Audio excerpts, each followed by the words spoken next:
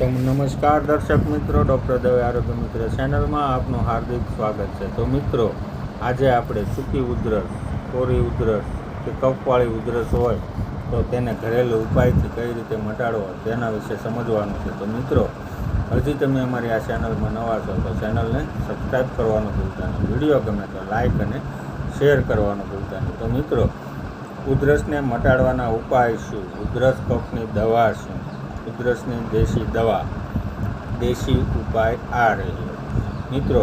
એલચી અને સાકર મોંમાં રાખી સૂંસવાથી ઉધરસ મટે છે। એલચી અને સાકર મોંમાં રાખી સૂંસવાથી ઉધરસ મટી જશે। મિત્રો, આ નાનકડો ટચુકડો વિડીયો ગમ્યો હોય તો લાઈક અને શેર કરવાનું ભૂલતા નહીં। મળીએ હવે પછીના વિડીયોમાં।